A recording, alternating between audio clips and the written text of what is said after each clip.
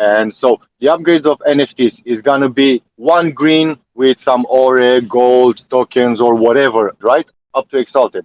Will I Yeah. use only one NFT plus those items, or one plus one green plus the items makes one blue, and so on?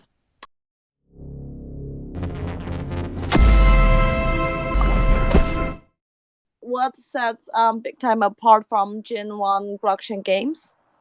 I think it goes back to it's free to play, it's not pay to win, and it's a good game. And I think that is pretty different from the earlier first generation blockchain games. Like, for example, the concept of guilds was around well before Axie Infinity. And they were just kind of more like player based, and people did put money in them, but it was for like items that they found in game.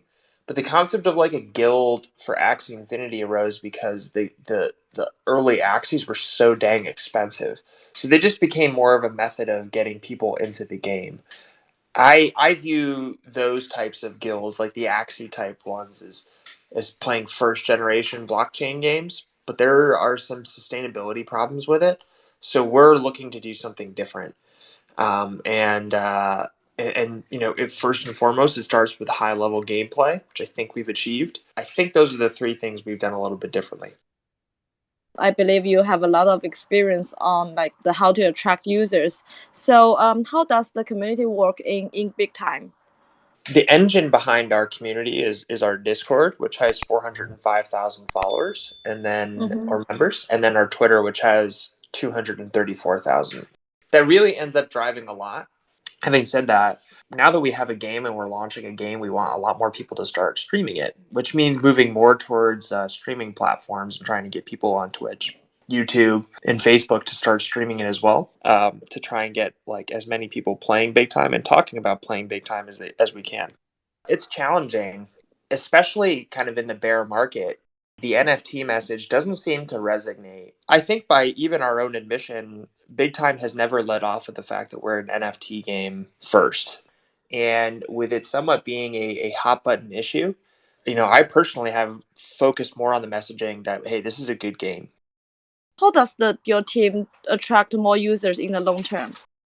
So I think the biggest thing we're doing right now is looking for Web2 Twitch streamers, because we think those users have not yet migrated into Web3. But we think that the way that we integrated NFTs inside the game has been in such a way that they're going to like Big Time. It's definitely growing, and we're definitely putting a ton of emphasis on there. But yeah, trying to get into Twitch is challenging. I was not as familiar with the platform until over the last couple of weeks, but it's very challenging to kind of make things go viral. It's not like YouTube in that regard, where people subscribe to a relatively few number of users and watch them very closely. So it's been interesting, especially learning a lot from Twitch. It's not what I would have guessed. Hi, then. I've been playing Big Hi. Time for the past 3 weeks. I absolutely love it. I think the game is amazing, but I'm coming from a background where I never been playing games, and I was just thinking, do you guys think that Big Time is gonna be bigger than World of Warcraft? I think being larger than World of Warcraft is very, very difficult, but I definitely think that it is realistic for Big Time to be one of the top 10 MMOs in the world. And I think the 10th largest MMO right now is Star Citizen. They've got about 15 million monthly active users. That's definitely a target we think we can hit, especially in terms of like gameplay, and that's definitely where we want to be in terms of like monthly active users playing Big Time. And I Yeah. was just wondering, was it already disclosed? When is the token coming out? We didn't even address that type of question. The token is still going to come from in-game play, which should be coordinated with the global launch. So like, there's no Okay. IDO, there's no IDC, there's really no way to kind of buy into it. Is the global launch meant to be after 10 weeks, or it might drag a little longer? It's going to take longer, yeah. I think we initially said that global launch was going to be July, something like that. I think later on in third quarter is more realistic, not for any especially groundbreaking reasons, kind of normal game development stuff. The gameplay is good, and we're even continuing to expand the levels that we have inside of early access right now. But later on in third quarter is a fair bet. I bought Jade Pass just after the second sale. I found some scholars to play, but after playing one day, those scholars are not willing to play because the drop rate is very, very low. So is there any chance that the team can tweak the drop rates? Because right now it's very unattractive for scholars. I would disagree. There's kind of an expectation that the drop rate was going to be as high during Jade Pass as it was during Gold and Silver. But long term, people don't really want a very, very high persistent NFT drop rate. And if you think of it in terms of simple supply and demand, if the supply of NFTs is very high, it actually tends to drive prices very low. If you're kind of very focused on, guild mechanics and getting a return in that regard, you're probably more focused on prices increasing. The number of people playing the game, just tripled yesterday, and it's going to double again in a couple weeks. And then that brings us up at the end of Ruby Pass period, we've got about 28,000 people in the game. That's going to go up way higher by the time we get to global launch. But the NFT drop rate continues to drop. Those users who just want cosmetics come into the game and they can't find them because most of them were dropped during early access period. So it may be something that you see right now where it doesn't seem as high as you want it to be. But long term, as you hold them and continue to play the game, then you're going to probably see a lot more users demand those things. Additionally, if you just started playing yesterday, you're at the lowest level.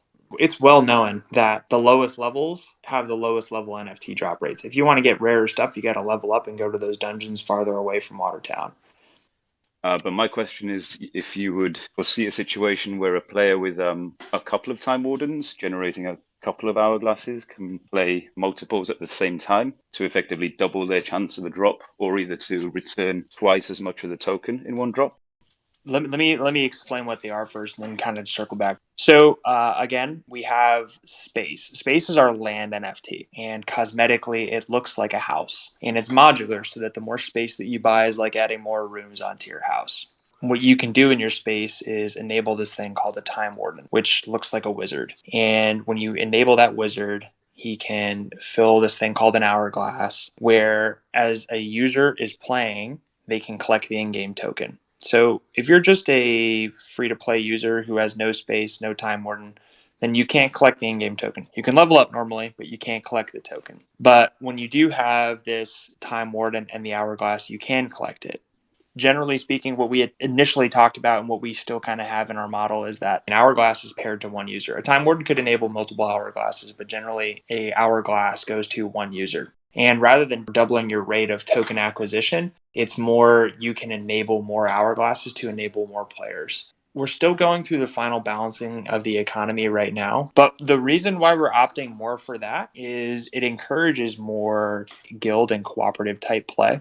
For everything in BigTime, we want to keep driving it towards how do you get more people playing together? How do you build that community? And so we generally try and build incentives to get people to party up. So rather than just making a super player who can level up really quick and pick a ton of tokens, we'd rather have something where more people can play together and then, bring all those tokens back to the same place.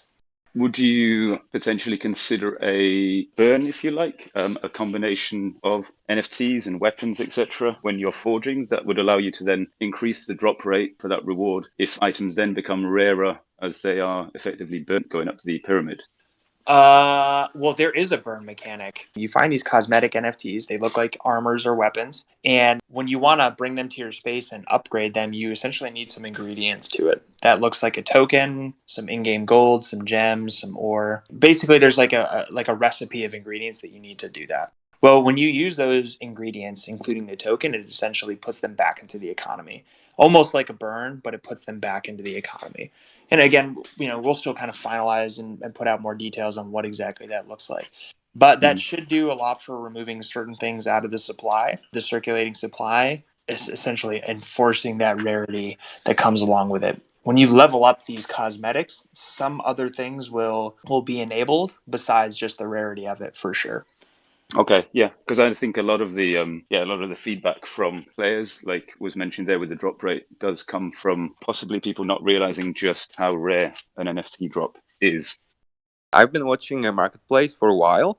Are you planning to upgrade them visually, and even like with the rarity, are they gonna be like super crazy? Like everyone will tell the difference right away? Do you have any plans for this?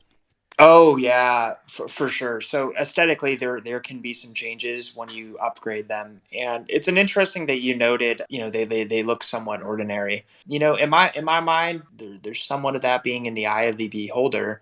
But commensurate with that, we are hiring a ton of artists into Big Time. And for anybody, honestly, who's pretty savvy with like programming and artistic design, you're more than welcome to come try out for Big Time on our jobs postings. But that is all part of making the aesthetics of the game kind of always get better with time. That's actually pretty something for us to tweak, where we can kind of change the looks of it and make it look better. There's a balancing act, right, between like the graphic quality and then user experience. If you really ramp up the graphics and make them very complex images, it tends to be biased against users who have either slower connections or lower PCs with lower specifications. But kind of being able to persistently update and upgrade the appearances of those skins is always within our realm of possibility. I'm honestly here on behalf of many players that I talked on Discord channel, and including in my guild. I'm part of Big Yell Guild, and I wanted to ask you a question about the mystery boxes because there was a huge confusion, misleading at the beginning. Even before silver, we've been told that it's gonna be one box per player, and many players bought silver especially for that because there's no info if it's going to be available in the future or not, or if it's going to be on sale or not, or what's going on, and everybody wanted a box. And then after that, the moderators on Discord said that it's guaranteed again after silver started, is guaranteed one per player. I'll be honest with you, they spoke out of turn. We fixed that message. We deleted it. Yeah, Those I were know, but it lasted yeah. for about 2 days, you know. I mean, Yeah. I honestly agree with them doing mistakes because they're humans. Let's say it's their fault. I sent a message to support asking to clarify this, and I got the answer from support something like, and this was 3 hours before silver finishes, and the support said exactly like this: keep playing as you will get one soon. So how can you gain trust from people? Because a lot of people on Discord, really many are disappointed, and not mistake itself, it's the way Big Time handled it. And on top of this, there's very, very, very few boxes that dropped. I mean, from 3,500, I don't think there's more than 500 that dropped. Where are the rest? So I'm curious your point of view. Yeah, I hear your frustration with it. You do have my sympathy and empathy for that. For people who don't know, we said during this silver and gold pass periods that there would be certain mystery boxes dropped. And what those items were was known. It was a time warden or a forge, and then later on during Jade it'll be an armory. But the tier of it inside of that mystery box was the items that we had not disclosed, and that was the mystery component of it as well. And when you have a different tier of those armories and forges, you can upgrade your cosmetic NFTs to different levels with those tiers. So the mystery box component of it was, hey, essentially, if you played during that period, you'd have the chance to find those in-game items. And then some people took those items and put them straight onto the marketplace. What this user is experiencing was like, hey, I played and I was not able to find it. And the customer support ticket that he opened with regards to it said, hey, just keep playing it. You're guaranteed to find it. And unfortunately, that was a mistake by customer service and the moderators. That is a challenge that we had.